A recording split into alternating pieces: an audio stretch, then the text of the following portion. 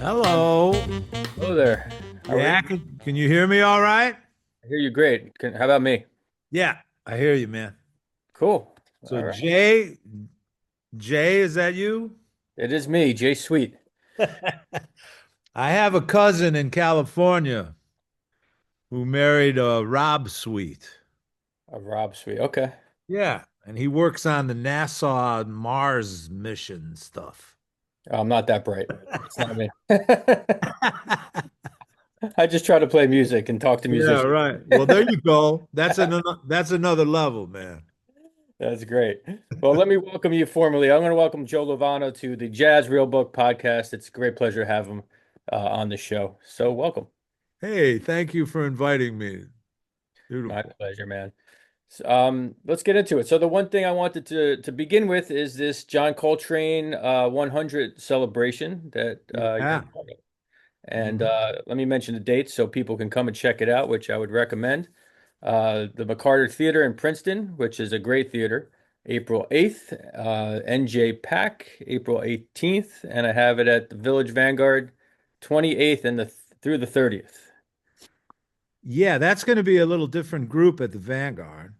Okay. It's going to be a quartet with Marilyn Crispell on piano, Ben Street on bass, and Andrew Cyril on drums, who had a association with Maestro Coltrane also. But there's a bunch of dates in between Princeton and NJ Pack also around the country that people could, I guess, go to my website and find that out, joelovano.com. But we're playing on the West Coast and in the Midwest, and really looking forward to presenting this particular ensemble too, addressing some of John Coltrane's great compositions and spirit. Melissa Aldana Mhm. on saxophones, tenor, and Nduduzu Makatina on piano from South Africa, who's a beautiful, brilliant player and a McCoy Tyner disciple, let's say. Linda Mahan O on bass, Mhm. Jeff Tane Watts on drums, and a special evening for the NJ Pack gig will be John Patitucci on bass Nice. for that one concert.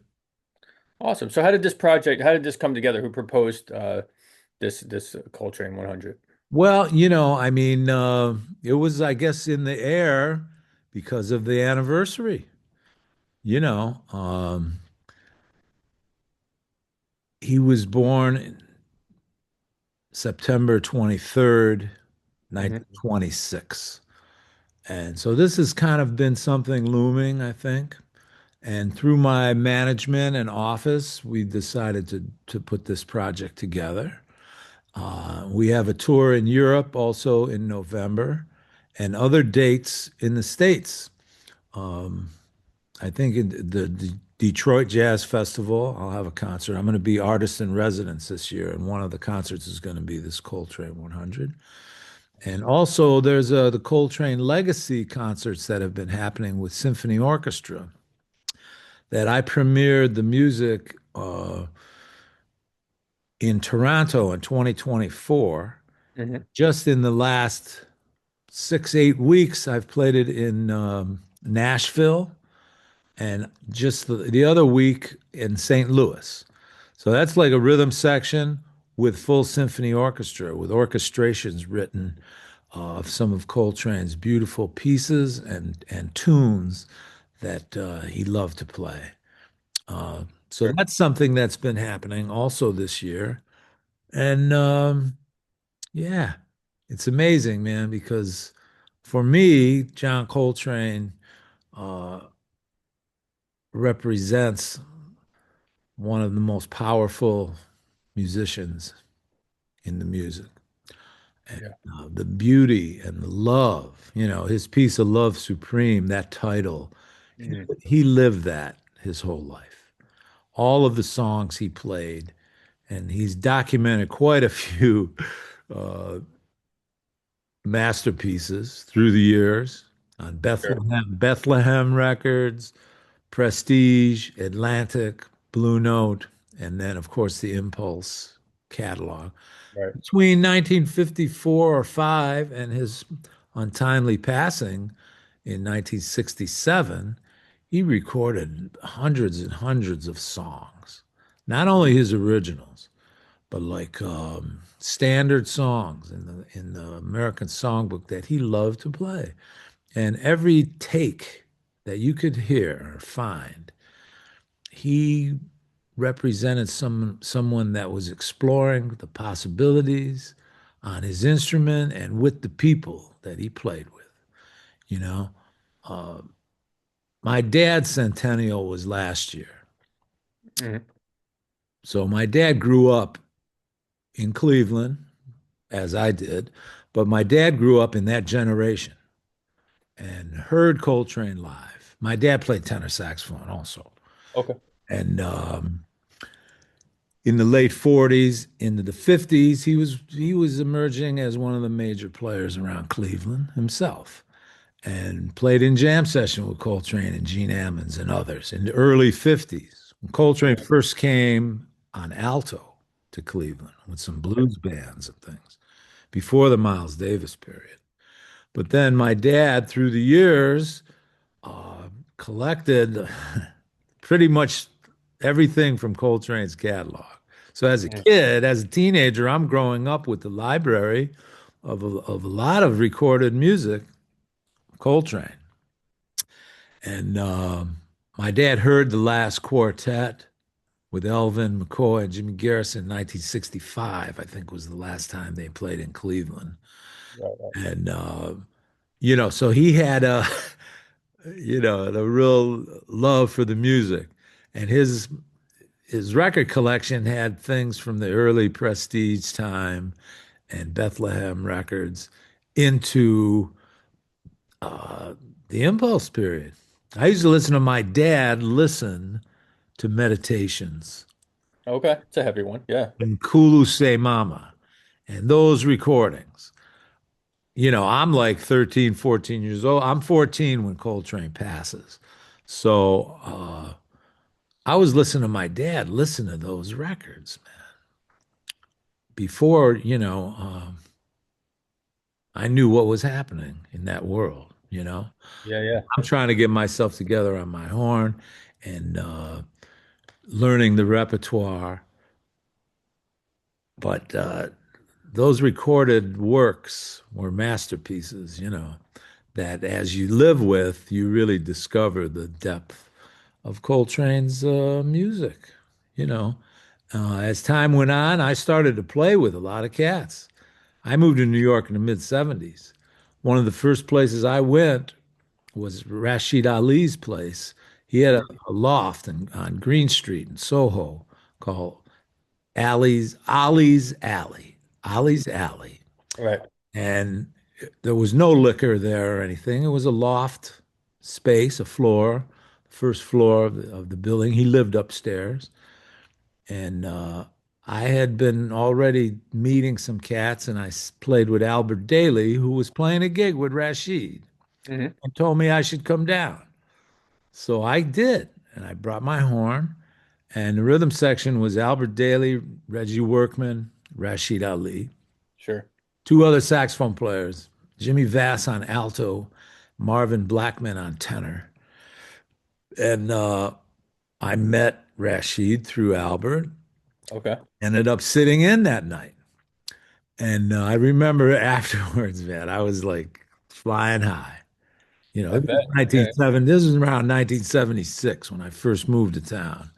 Okay. And I immediately got on a telephone, first pay phone I saw on the street when they had pay phones, Yeah, yeah. That's funny. and called my dad and told him I just sat in with Rashid Ali, and it was like a deep moment for me, man. It was like uh, kind of the beginning of starting to play with some folks that played with Coltrane.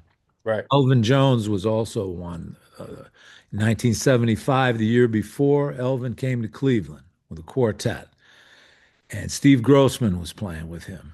Hmm. Dave Liebman had just left the band, and Roland Prince was on guitar. So it was a guitar quartet Okay. with Steve, and Milton Suggs was the bass player who Mhm. passed early too.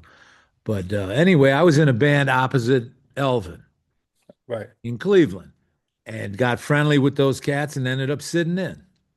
And that was began my relationship with Elvin.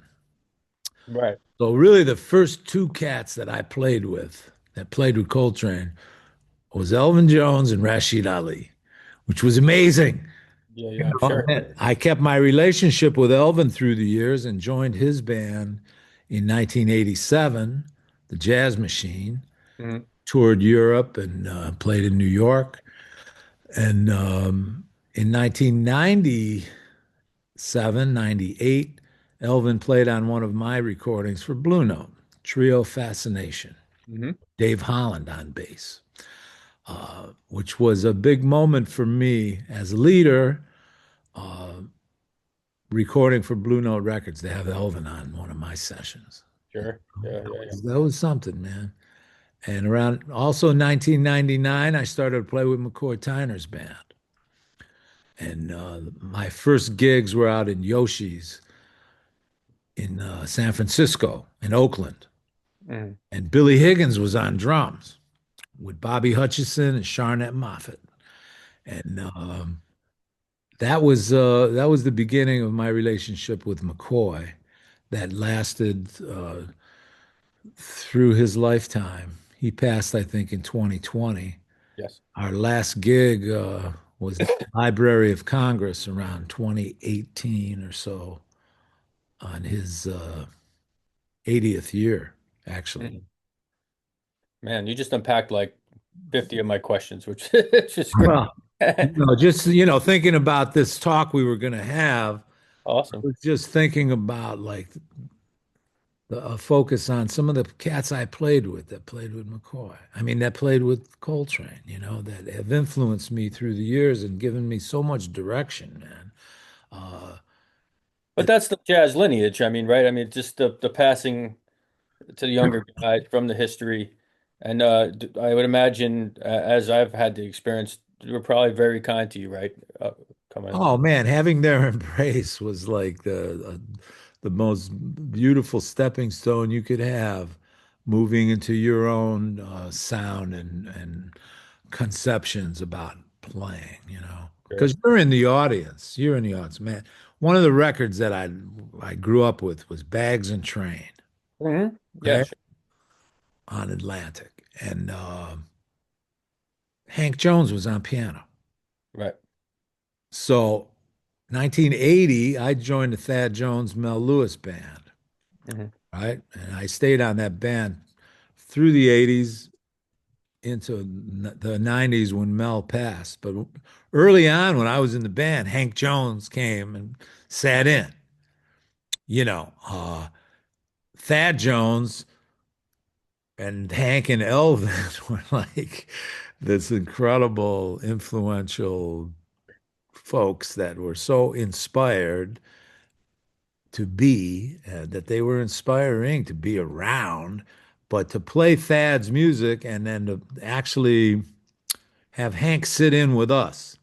Number one in the Thad Jones Mel Lewis book was Hank's tune, That's Freedom. Hmm. And remember, we played that, and that was the first time I met Hank.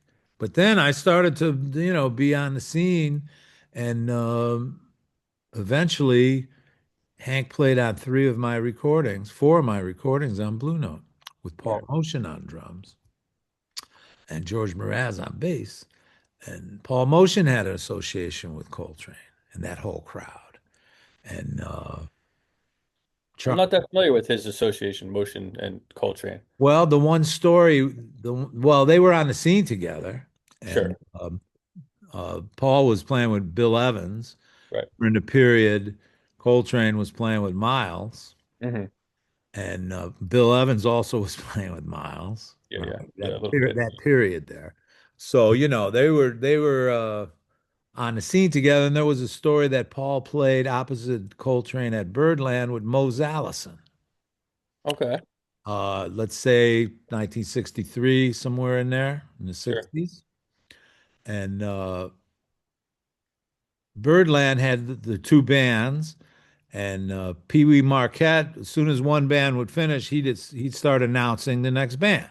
Yeah. So Mose Allison played their set. He starts announcing Coltrane, and there's no Elvin. Elvin's not there. So Paul plays the set with Coltrane. Mm. And this could have been more 65, maybe. Yeah, it was a little later. It was more 65, I think. And then so Paul actually played a set at Birdland with Coltrane, McCoy, and Jimmy Garrison, and spoke about it. And then there was an interview with John Abercrombie one time in Downbeat, I think, and he spoke about the first time he heard Coltrane, and Paul was playing drums. Oh, he was in that So, set. So, so Abercrombie was in the audience. So all of a sudden it was like, oh yeah, because it wasn't documented or anything, but Paul always spoke about it, and that's amazing. Yeah. yeah, yeah. So that was kind of a funny thing, because I joined Paul's band in 1981, and until 2011, with Paul's passing, Bill Frisell and I played with Paul for 30 years, man, and explored all kinds of music and ways of playing. And Paul's association with Coltrane and Eric Dolphy and, of course, Bill Evans and Keith and Charlie Hayden and Dewey, that was all looming real large, man. And Paul also played with Albert Eiler at that period in 1965 and 6 with Gary Peacock. So Paul was an advanced improviser, let's say, on the scene and Yeah. played with all kinds of folks, And for me, that school was everything, man. And it's definitely set me on my way in many directions. Yeah, that's so cool. And I think you'd be the perfect person to ask about this. So Coltrane wasn't inherently I wouldn't say a prodigy. I mean, you listen to those early recordings when he's playing with the Navy band and some of those blues things he did very early on. And Hmm. it's like a Picasso kind of like exploring changing periods and stuff. Could you just talk a little bit about his development through time? I mean, you kind of pointed on and the fact that you heard some of his more later works as a kid at 13. I can't even imagine what that must have sounded like because that's not the most melodic. Well, I shouldn't use that word, but it's a more advanced way of presenting maybe than certainly the standards he was doing maybe earlier on. So maybe it's Well, progression, yeah. yeah, I think like for me, the later period, if you want to call it that, was a more collective sharing the space Hmm. with Pharoah Sanders and Archie Shepp and the record Ascension, for example, that had Freddie Hubbard on it, and you know, uh, that recording was incredible. And at that early period, I mean, I grew into that music afterwards, even more. But hearing it at the beginning, after focusing on, let's say, the record Soul Train was my first real Hmm. love Love of that one. Coltrane's music. And some of those tunes, like Good Bait, for example, Hmm. was a tune I learned really when I was a kid because Tad Dameron was from Cleveland, and my dad played with Tad Dameron. And that was one of his real famous tunes, Good Bait, Sure. that Mhm. was recorded by all kind of bands, and he wrote arrangements for big bands for it and all. Yeah. You Mhm. know, but that version on Soul Train of Coltrane playing on that, uh, man, that was a deep study when I was a kid, just about phrasing and sound and the melodic rhythm and the spirit rhythm and the way he played. And then through that whole record, actually, every tune on that record, it was the first recording of I Want to Talk About You also that he lived with. He played things that he loved to play and explore, just like Charlie Parker did, Mhm. Dizzy, you know. So, as time went on and he started to expand and uh, with when Eric Dolphy was in the band, Sure. early on as a leader, you know. But just the way he played on Blue Train and with Lee Morgan and Curtis Fuller, sharing the space and those kinds of elements about this music taught me a lot through the years. And then the later recordings of Meditations and Ascension and Live in Japan. Hmm. He was Well, tough. the Live in Japan record, which was near some of his last recordings, Into Expression, Stellar Regions, just was a quartet with Hmm. some of that music he recorded and never played live. Right. They were within the last months of his life. So this tour that I'm going to do, I want to cover different compositions from each moment and explore pieces like expression and things that there are no live alternate recordings of, just the original recording. And the spirit of how they played on Interstellar Space. And that was a whole concept about everywhere he traveled in his life. On Interstellar Space, and they were talking about sheets of sound and all that, he was still dealing with giant steps Hmm. Yeah, yeah. and harmonic sequences. And he was just putting them together in a different way, in a free flowing manner. But all the elements are in all of that music, of his development and very inspiring music, man. Yeah. Yeah, yeah. I mean, and daring too, right? I mean, he really, Well, he never copied anybody. yeah, He never copied anybody. He was a Charlie Parker disciple that sent him on his way without really copying Charlie Parker, but you could hear Bird and all the cats that he came up with. yeah, Johnny Griffin, Hank Mobley, Sonny Rollins. The people that you come up with influence the way gives you direction because you have to stand on your own 2 feet. right. That one record, Blowing Sessions, with Johnny Griffin and Hank Mobley, It's also cool. Lee Morgan's on there. It's one of his first recordings. He's like 18 or something, and Art Blakey's on drums. That record, Blowing Sessions, man, my dad had that record. And man, when I was digging that, man, Johnny Griffin was like saying, "Oh yeah," Coltrane would play and then Griff would play, and he'd say, "Oh yeah, that was cool, but dig this."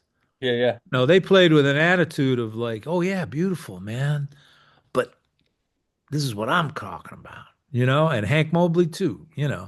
And that taught me a lot because I grew up playing two tenors with my dad. And of course, I'm trying to sound like him and play like him. He's standing right in front of me. But then after a while, you realize you have to take what someone else plays and try to make it your own somehow.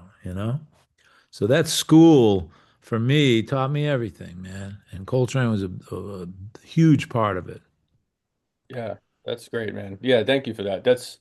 Yeah. I mean, such a unique musician, and such an important, influential figure, just beyond jazz. I mean, American music. I Oh, played some yeah. amongst, I'm not going out on a limb, but it's an interesting thing. I sometimes, because I teach jazz courses and such, and people Hmm. ask me, it's not even a fair question, but they say, who is the greatest improviser? Hmm. Hmm. It's hard to place a name, but when I think about Coltrane, I just think about how he was such a master of the ballad and a master of the blues, which people forget about sometimes, and then how he just, was playing so advanced towards the end, and without any regard for how, it almost like he knew he had maybe almost a short time left, and he was going to get as much out as he could, and the audience was there. But if you were expecting Giant Steps or Blue Train, you weren't getting that. There's a lot of stories about times when the audience wasn't there. Yeah, Because, the way his recording career was pretty deep, man.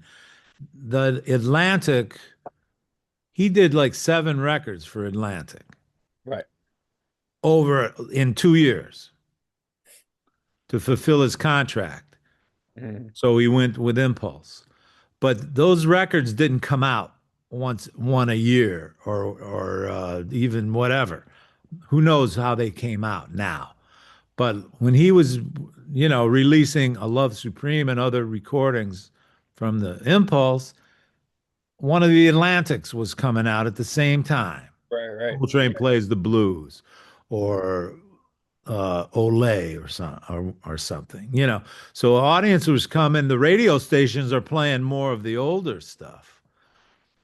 Audiences are coming out to hear him play something from one of the earlier records, and they would come in, and he wasn't. He was playing some new music that he Mhm. was living in the moment of now. There's a lot of players that are leaders that play what they want the audience to hear.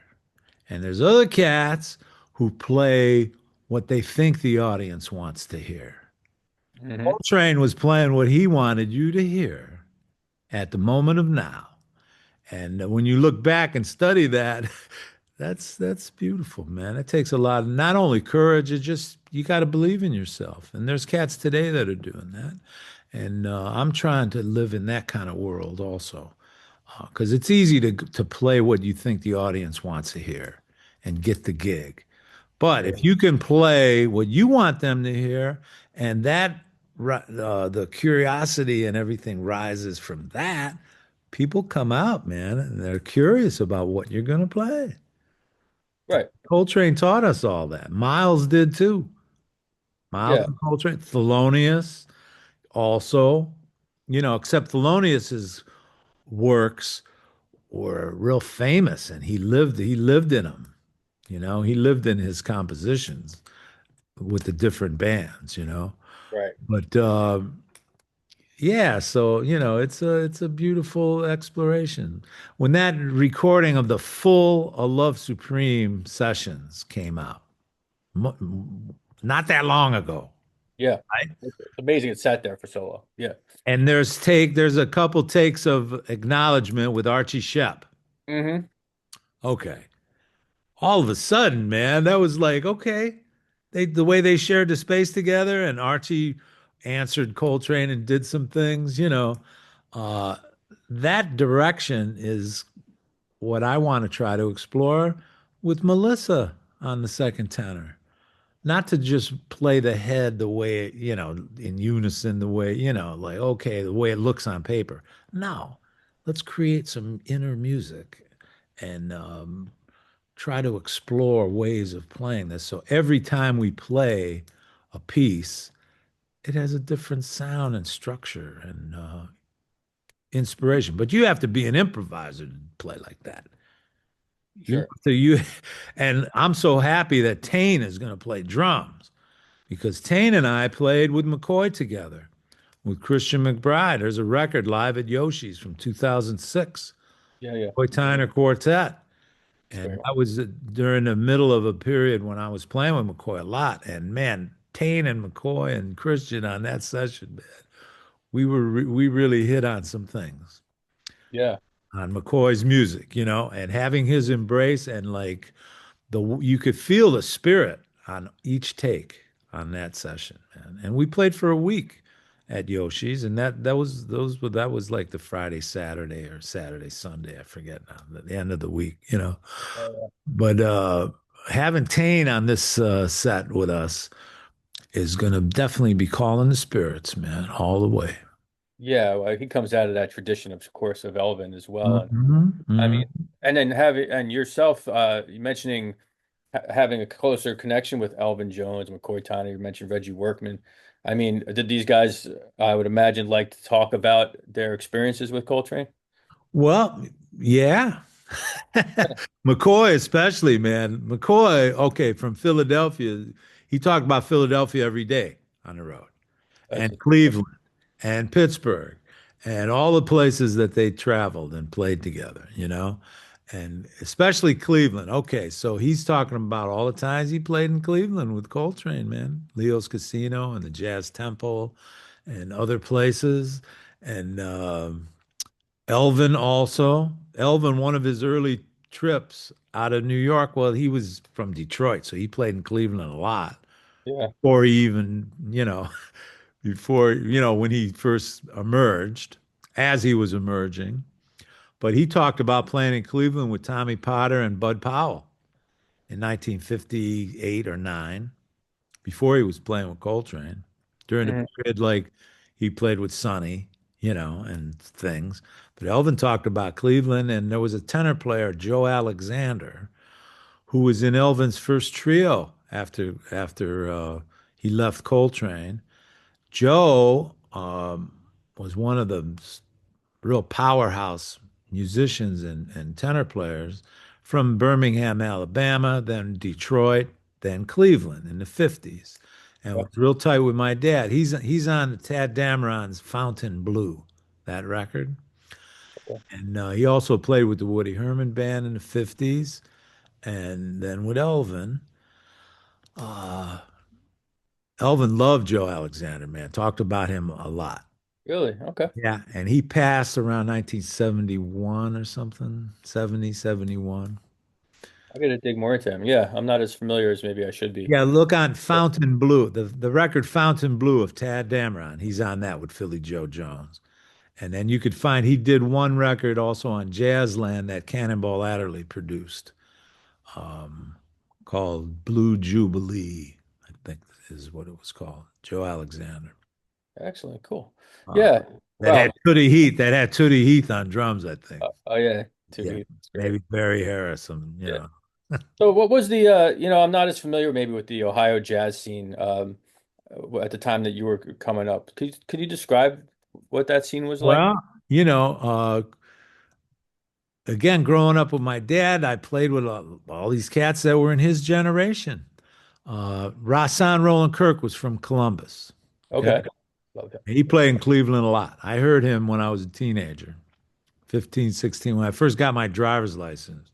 Uh, That must have made an impression. oh, yeah. Hearing Rahsaan and watching him play and everything. Oh, man. And Moody also, both of those cats. I went and got a flute after I heard them and started to explore other instruments in the woodwind family because I started on alto, C melody, and into tenor by the time I was 12.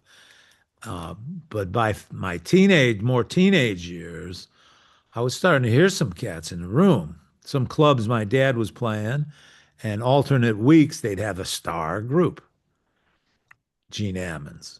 Or, my dad took me to hear a jug. I was a senior in high school. Mm, Be in a room with his sound was amazing. And Idris Muhammad was playing drums also, which I found out later, realized later. Amina Claudine Myers was on organ and discovered that when I was on the Charlie Hayden Liberation Music Orchestra with Amina. She's yeah. talking about Gene Ammons. And I asked her, I said, I remember there was a young lady on organ who played in her stocking feet, right? She walked the pedals. Okay. And I said to her, I said, did you play in Cleveland with Gene Ammons in your stocking feet? And she gave me this big smile and said, that was me. It was amazing. So that was 1970 when I heard them. But when I played with Charlie, it was more in 1986, 87, those years. Mm, So the Cleveland scene, there was a lot of clubs, a lot of people coming in, but a lot of local cats. There's the organ player Eddie Backus, who was in Rahsaan's first band trio. He was also blind, and they came to Cleveland, and Eddie settled in Cleveland, married a lady there, and he was in my dad's trio when I was growing up. you know. oh, So I was playing with this amazing organ player, man, who came up with Rahsaan from Columbus. Don Patterson was also from Columbus, an organ player. okay. And Eddie kind of they had a similar approach about it wasn't such a Jimmy Smith style. It was more pianistic, more percussive somehow. A little bit the way of their touch. Uh, but Albert Eiler was from Cleveland. Okay. Right. So I knew that. And discovered him, spiritual unity, and some of the Albert Eiler things in the mid 60s that he was dealing with. Yeah. Uh, so I had Tad Dameron and Albert Eiler, two of the main pioneers and architects of the bebop and modern jazz and more free jazz expression, right? Right. That I really embraced that and grew up kind of in those both directions and Mm. worlds, you know? So I would say those cats were my main influences into the music and my recording 52nd Street themes with my nonette. Sure. Blue Note that won a Grammy was focusing on Tad Dameron's music. Right. And the cat who did the orchestrations for me, Willie Face Smith, who grew up with my dad and was one of Tad Dameron's copyists when he was coming up as a kid, right? Tad Yeah. Dameron he was born in, I think, 17, He's 1917. he's older. Yeah. Yeah. Yeah, so he was some years older, but he was like a total star and an icon in the jazz world. Charlie Parker and Diz were playing his music, you Yeah. know. Yeah. Like a theorist almost, right? I mean, the stuff he was coming, the way he was working with harmonies and Right. stuff. And he was, he went through a lot of struggles in his life and would always come back to Cleveland. So that's during a period in the 50s when my dad played with him. There were some press clippings with my dad's name, with Tad Dameron's name also. Uh, Isn't I think Tatum's from Ohio too, if I'm not Art mistaken? Tatum is from Toledo, who Yeah. came up also playing in Cleveland in the early days before he went and really became Art Tatum that everybody knows. Most folks, there's a lot of legendary stories about it. Benny Goodman and folks coming to Cleveland and discovering Art Tatum. Mhm. There was one story, supposedly, Benny Goodman heard Art Tatum one night because he played in this place, Val in the Alley, which was a small little joint that had solo piano. Benny Goodman, after his gig, he ends up at this place digging Art Tatum. So this is, I don't know, in the 30s or something, man. Sure. Yeah. Late 30s, maybe. He goes back to the hotel and he sees Teddy Wilson Hmm. and he tells Teddy, don't go. Don't go to hear this cat. There's no one like him. But Yeah. of course, he did go. So that was kind of like a legendary story that everybody talked about as I grew up. Now, there was a guitar player, Bill D'Arango, Yeah. from, Yeah. He's not. you're asking about Cleveland, and I see all your guitars. Bill D'Arango, he came to New York. He was on the scene on 52nd Street and got the gig with Ben Webster and was playing with Ben when Charlie Parker came to town and sat in with them.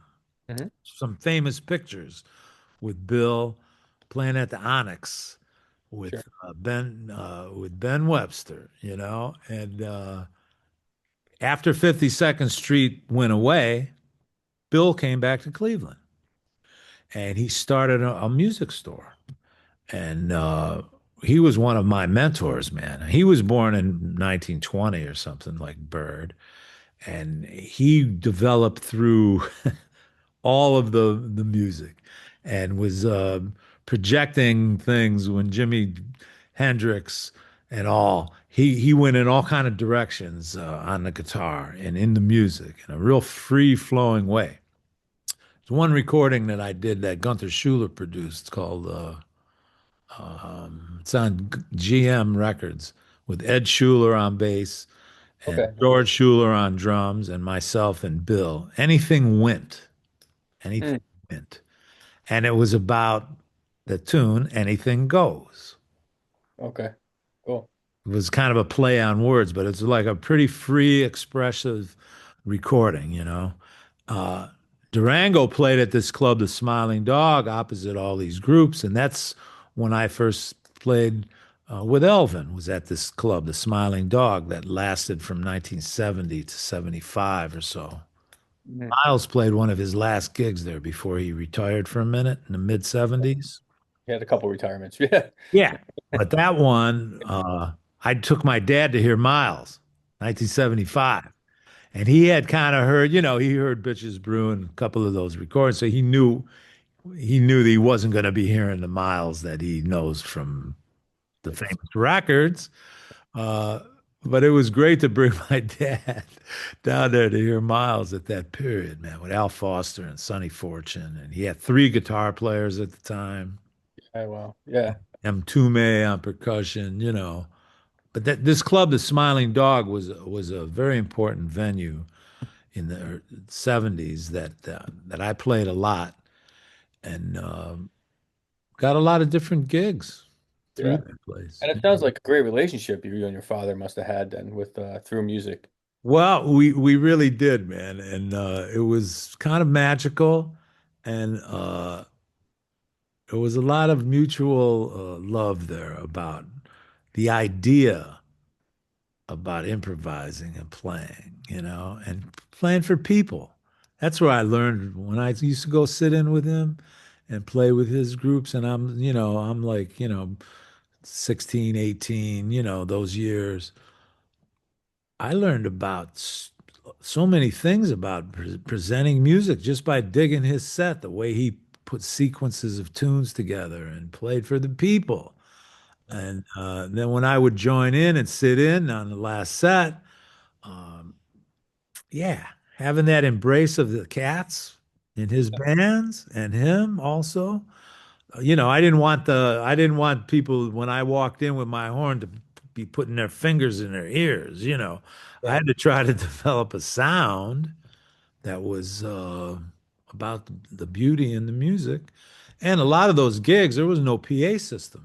So you're playing with organs and trios with organ and drums, and you had to project and rise up Yeah. from within and then rise up to say Yeah. Yeah. say something.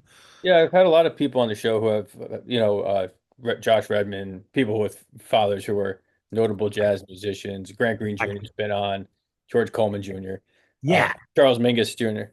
Uh-huh. No, sorry, Eric Mingus. So it's like, Uh-huh.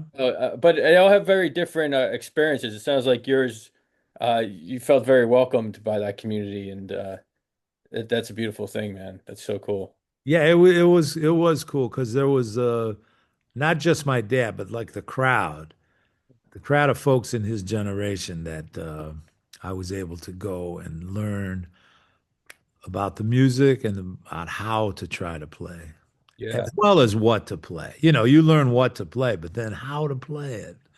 What a That, great training that's ground. Yeah. yeah, and also Cleveland, man, was a total Motown scene when I was growing up. So I was in bands, folks more my generation, like funk bands and different things too. hmm That also led me to join Lonnie Smith's band in 1974, come to New York and record with him, and then brother Jack McDuff. I did some touring on the Chitlin circuit those 2 years before I came to New York and got the gig with the Woody Herman band.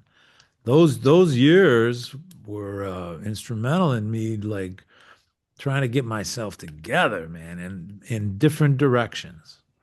Yeah. But so then when did Berkeley come into the play? Because obviously you didn't stay in Cleveland and you went to New York at one point, but Berkeley was between then. Am I Yeah. correct?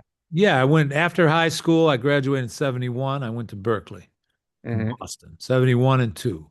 And I had a chance to study with Gary Burton Sure. uh, and Joe Viola and different folks, Herb Pomeroy, Andy McKee on hmm saxophone, who played with Hamp and folks.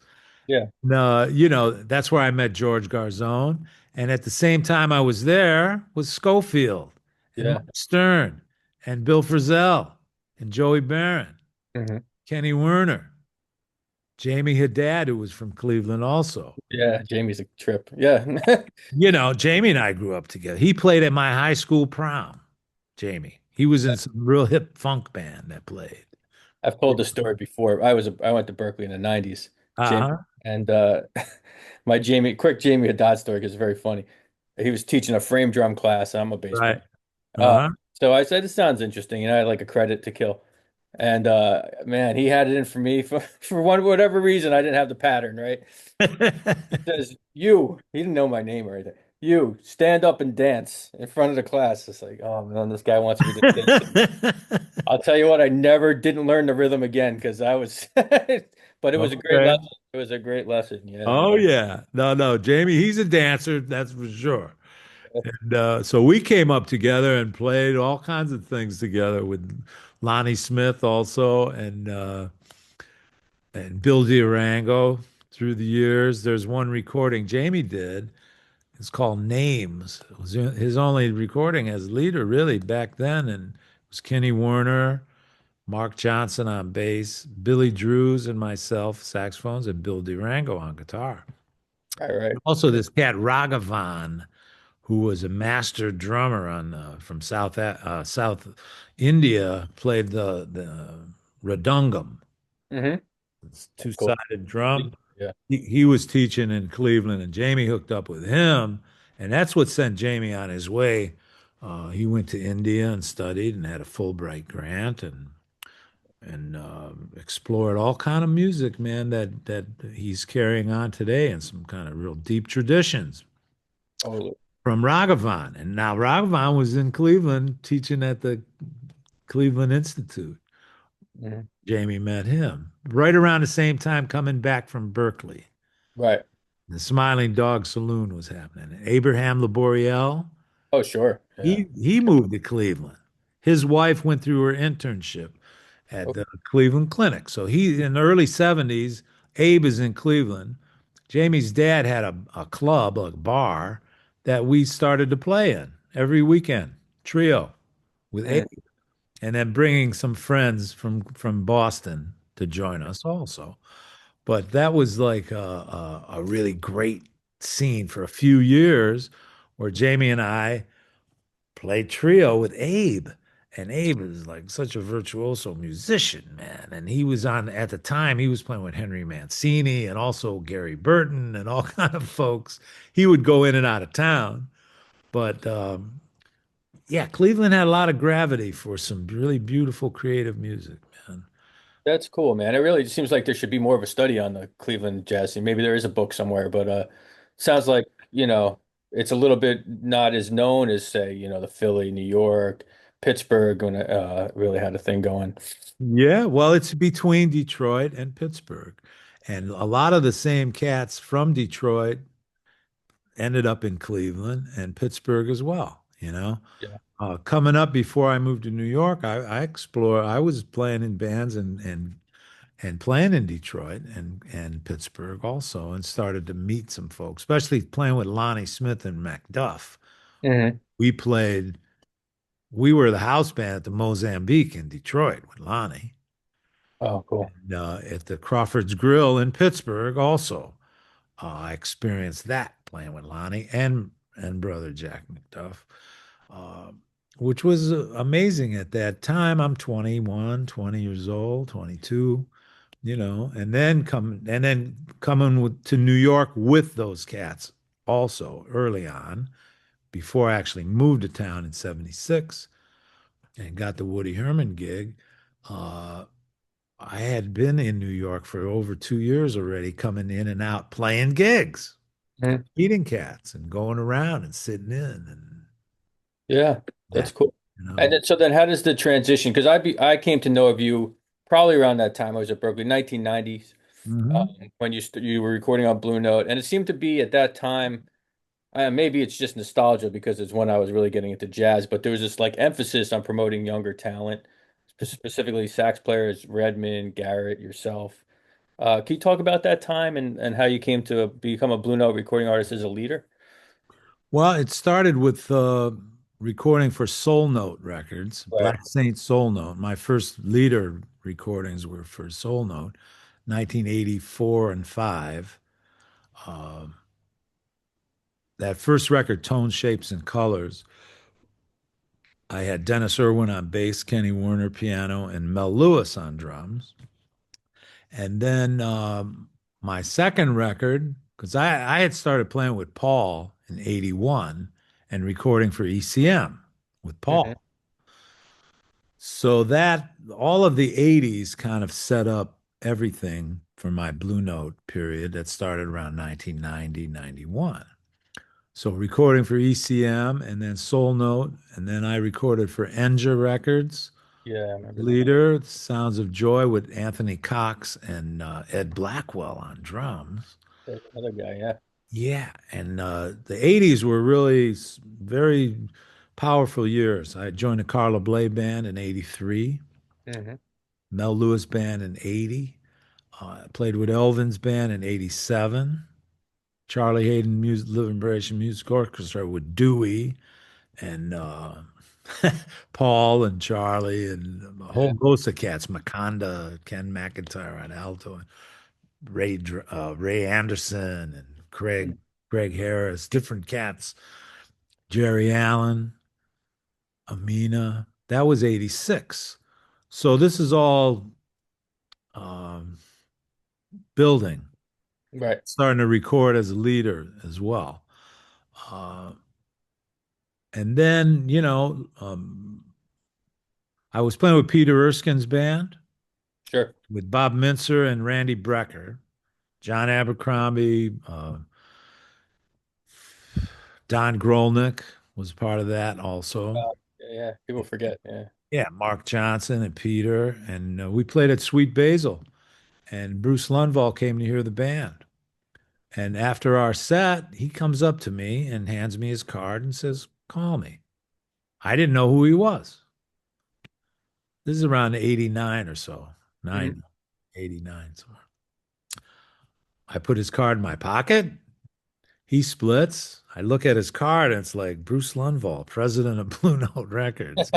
Should have been nice to this guy. It was like, oh yeah, I put the card in my pocket real fast. And then I called him the next day and he told me he had been hearing me and wanted to set up a meeting. And I went to his office and it was right around the time I was starting to play with Schofield's band also. John was going to record his first record for Blue Note, Mm. That's a great one. Yeah. Time on My Hands, Yeah. right? Yeah. Which originally was supposed to be Wayne Shorter and Hmm. Charlie Hayden and Jack DeJohnette. And it was this all just happened kind of in a strange way, right at the same time. Uh, so John called me to play a few gigs and play some of the music, right? His band was Anthony Cox and John Riley on drums at the time, John's trio.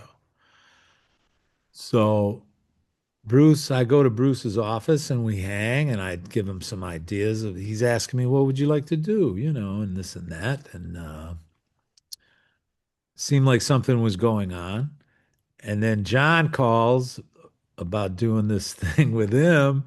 And then a couple days later, Wayne was trying to change the date, right? Let's say 6 months from now or something. Mm. John had the date all set up. So Right. session, Jack, Charlie, and Wayne had agreed to the date, but then he got something else and he wanted to postpone for 6 months or something. Hmm. So John was all nervous and he calls Bruce and tells him, and Bruce says, "Oh, call Joe Lovano." So all of a sudden, I got the call to make that session with John, on Yeah. Yeah. his first Blue Note session. Right. I guess that was around 90 or I think that's a 1990 record, if yeah, I'm, yeah. 89 or 90, somewhere in there. And that was kind of the springboard for me to get a deal on Blue Note. And then I ended up having three 7 record consecutive deals from that moment. Wow. Yeah. Last release was live at Newport with Hank Jones, George Mraz, and Lewis Nash, Mm.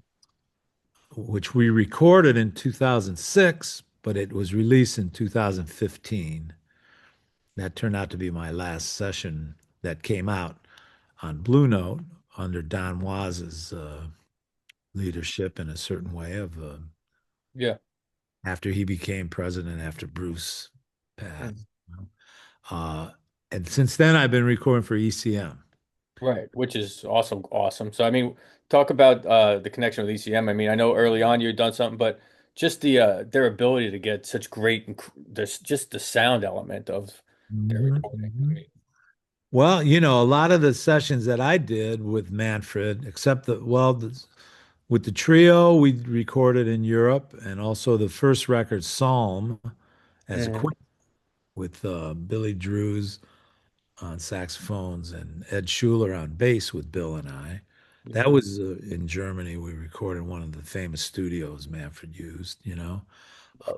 That was my first relationship with him. And then through the years, I recorded for ECM quite a few times with a bunch of folks and had Bruce Lundvall's uh, embrace about it, which was strange. You know, when you record for a certain label, there's a lot of restrictions, right? Sure. Bruce gave me a green light to participate on sessions. I wasn't the leader, Right. but I recorded quite a few projects with ECM with Paul, Hmm. also John Abercrombie and Steve Kuhn. With Steve Kuhn, we did a recording of all Coltrane. It's called Mostly Coltrane, Yeah, I'm familiar with that one. Yeah, it's cool. which Joey Barron played drums on and David Fink on bass.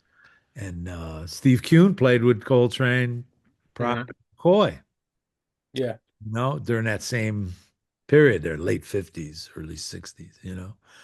Uh, so I had a relationship with Manfred through the years, and when it came, the moment came after my last Blue Note release, that opened the door to start recording for ECM as a leader. And Right. since then, I've put out quite a few projects, which one is coming out now in May, my current band with Julian Lage on guitar and Asante Santi Dubriano bass and Will Calhoun on drums. Oh, Will Calhoun. All right, from Living Color back in the day. Oh man, it's so beautiful. We've been touring and playing, and we recorded for Manfred in the south of France last February, and it's going to be released now. The Paramount Quartet. Excellent. Yeah, because it's been quite a while since. I mean, I know the A Raft, the Sky, the Wild Sea with Ah, the orchestra. Beautiful record. oh, thank you, man. Yeah, Yeah. but that's not you as a leader. This is the first time in a while since No, no, I have three trio tapestry releases on ECM. this homage. Homage is the one I know. Homage was the one that came out last year with my European quartet. Yeah, beautiful too. Marcin Wasilewski on piano and his trio that played with Thomas Stanko. Okay. Uh, and now this, and also a couple of things with Enrico Rava on ECM. There's something that's going to come out. I guested with his band this last summer, and that's going to be released at some point soon. But the Paramount is my next release with this band I'm so proud of, and the direction, the way we're playing. And we have a week at the Village Vanguard the end of August, which we're going to record live for ECM that week. Oh wow. Okay. So yeah, so I'm excited about that too. Having Manfred's embrace and um agreeing to a project, agreeing to this live at the Vanguard before the first one even comes out. Right. So he has embraced this group and has given me a lot of beautiful vibrations about the music. And yeah, so things are like I feel on the rise. You've Moment. been on a, you've been on a nice progression for quite some time. It's kind of far out. Yeah. I don't want to keep you too long. Just one other quick question. So another guy who would be celebrating his centennial would be Ray Brown. And I Yeah. know, and Mhm. I'm not sure. I wrote Ray Brown's biography. Oh, wow. Yes. So a lot of the names, like I had the pleasure of interviewing Hank Jones back when, Mhm. you know. Mhm. But I know you did record with Ray on the saxophone. Some of my best friends. Can you talk a little bit about that for me? When he called me for that date, I didn't even know he knew who I was, man. You know, and he called one day and was so beautiful and gracious and invited me to be a part of that recording, man. That was amazing. And basically just went to the power station and we met and said hello and said, well, what do you feel like playing? And we picked a couple tunes and Benny Green, Gregory Mhm. Hutchison, and Ray. and they had an established trio at that time, pretty strong, incredible. Uh, and we made the date, man, and it was beautiful. And then he started to call me for some gigs and things. And Nicholas Payton played on the trumpet record. Right. So a tour came up in Japan, and he asked Nicholas and I to join as guests with his trio. Now, this time the trio was Kareem Riggins on drums, Mm. um, Jeffrey Keezer. Yeah, right after Green. Yeah. Yeah, that was his trio at that moment. And we had, man, we had about 10 gigs or so in Japan. And having Ray's embrace was amazing, man. He was so beautiful. And they had a trio sound and arrangements real tight and incredible that they would play as a trio and then invite us out. And we each played two different quartet moments and then as a quintet. But every night, the dressing room. So, what do you feel like playing tonight? Mm. Was his attitude, Right. right? He knew every song, right? Yeah, I mean, well, he asked us what we felt like playing, which Yeah. was incredible, man. So at the sound check or whatever, we would put the set together, and we each would play maybe two quartet tunes, and then at the end we played the same. The one tune we repeated was the theme of ba ba ba da da ba da da lulida ba ba da da blues Right. walk. Yeah. Sonny Stitt and everybody played. Right, right. That, but other than that, every concert was kind of a different concert in our moment, Oh, and in cool. the trio moment too. So Ray was just like he loved to play, man, and he loved to um, collaborate, and that's why he was such an amazing person and musician, man. He was Yeah, there was another handful of quartet gigs that I did in the States with him as well. And shortly after, I played with Ed Thigpen in yeah. Denmark and recorded a record with Thigpen, which was far out because I grew up listening to Oscar Peterson Trio. And he Also, went a different, he went a little different direction at yeah, that point. and Thigpen was he moved to Copenhagen and was like he was a mentor to all the generations. I'm sure. Yeah. Every time I played in Copenhagen with Paul or with Elvin or others, Thigpen would be there. If he wasn't working, he'd be there. And he'd be hanging with Elvin, hanging with Paul, and hanging, in the club just as a part of it. And it was really beautiful to experience playing with Ray Brown and Ed Thigpen Sure. Yeah. I remember those days. interviewing Ed Digpen for the book, and this Ah, this was back in the day when you know phone calls were expensive overseas. right, right, I'm, I'm like I'm here. I'm talking to this guy I want to talk to so badly, but he's right. talking for about 2.5 hours. Like when I got the bill, I was like, "Oh my God, man!" But it was worth every penny. What a great conversationalist too. I mean, the guy Yeah. was No, really he good. was a sweetheart, man, and he really mentored that whole scene over there because he was in Copenhagen with Dexter and Ben Webster and everybody Yeah. through the Uh, years. Excellent, man. I could talk to you for hours, but I don't want to hold you too long, Joe. It's a real pleasure. Yeah, it's great to talk to you, man. Thank you for leading me into some directions here about the music and No, no doubt. I mean, is there anybody who you are desirous to work with who you haven't? Because the list is endless. I mean, I think like there's some folks that aren't with us that I hadn't really played with that like Randy Weston, a couple of folks that I had met and had relationships with a little bit and you know but I mean on the scene today it's like because of my position at the Gary Burton Chair in Boston sure. uh, at Berkeley since 9/11 was my first day there. So I'm in my 20, this is my 25th anniversary of Okay. going up to Boston for, a few times each semester. Hmm. Now I'm working with Danilo Perez and John Patitucci within the Global Jazz Institute. Yeah, sure. Terry Lynn Carrington also uh, addressing like a forum of international students, and it's been so great to share the blessings, man, of the career I've had and try to move the music into tomorrow from within the history, you know, living in the library of the music to realize what's happening today and how to move it into tomorrow.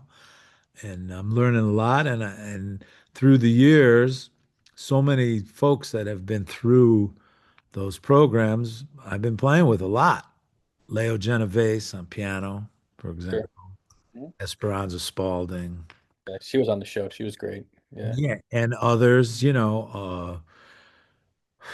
so many cats.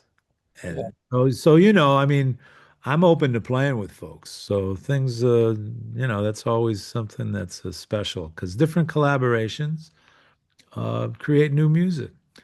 Melissa Aldana, she was in some of my classes before the Global started in 2008 or so, something like that, 7 or 8. And I'm so proud of her development through the years and really happy she's going to participate on this set with us. And I'm looking forward to exploring some ways of playing together with her, which we did a little bit back then, but we haven't played together. And so this is going to be a beautiful presentation of this Coltrane 100 and hope some folks come out and dig our offering. About Absolutely, yeah. I mean, I mentioned all the local dates. I'm in New Jersey, so I guess, and I write for the Jersey Magazine, so I was yeah, mentioning them. But of course, all the dates are on your website, and for myself and my audience, I really want to thank you. And I've enjoyed your music for a long time, man, and I've seen you play several times, and I hope to come to one of these. So yeah. Well, the Vanguard at the end of April with Marilyn Crispell and Andrew Cyril, Ben Street, and then the Vanguard in August with my new Paramount Quartet. And look for that release. It's supposed to be released the end of May. okay, great. I'm sure anything ECM they contact me. Uh, Great. is cool. And anytime you have anything you want to promote, we have a large audience, so uh, Great. you're welcome to do so, of course. Well, we can get together and maybe speak specifically about that group and stuff in the That'd be future. great. Yeah, maybe keep it focused to that. That'd be awesome. Yeah, when we're going to play the Vanguard and stuff. All right, sounds great, man. Yeah. All right, Jay, nice meeting you, man. nice to meet you, man. And I can hear all those guitars. Yeah, it's a problem. There's a lot, but I truth, hear you. I'm known as a bass player, but I do some guitar gigs, but really Oh, more. yeah. Okay. Great. All right, man. Beautiful. Take You care. have a great day, man. You And too. thank you. Thank you. Thank Okay. you. Later.